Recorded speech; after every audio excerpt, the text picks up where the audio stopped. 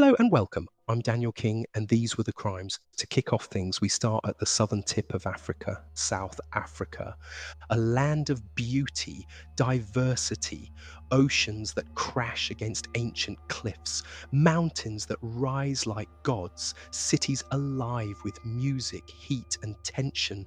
But in the shadows of this vibrance, something darker stirs, because even in paradise, there are monsters, and one of the most terrifying South Africa has ever known walked among us.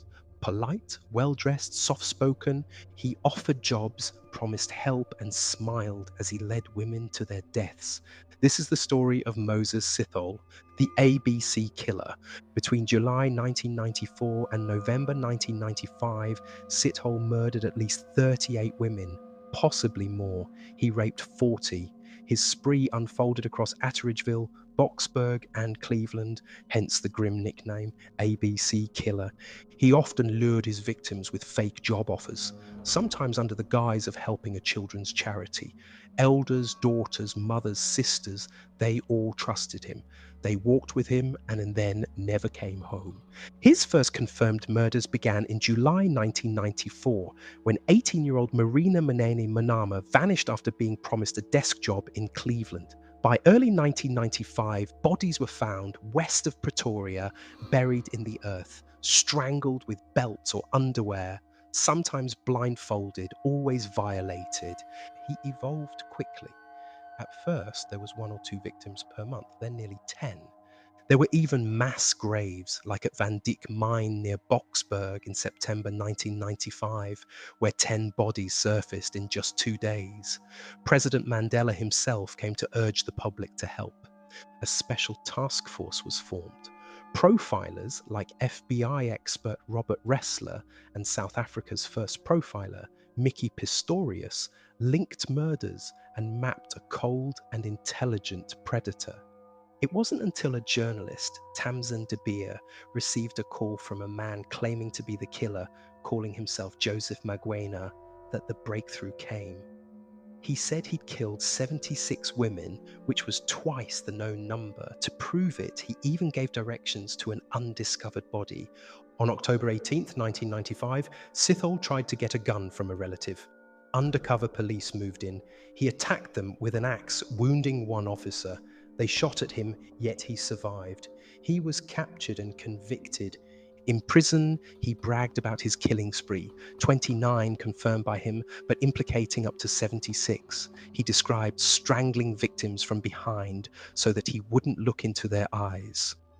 His arrest led to a terrifying trial: 38 murders, not per the reps, 6 robberies, 1 survivor, who testified how she bit him and escaped.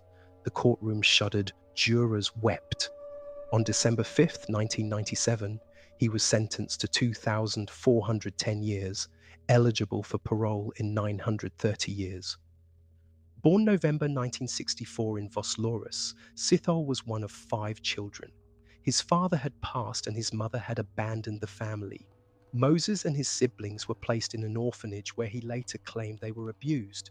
He was arrested for rape in 1989 and imprisoned for 6 years. He blamed the women who he said falsely accused him, this perhaps fueling his hatred toward them.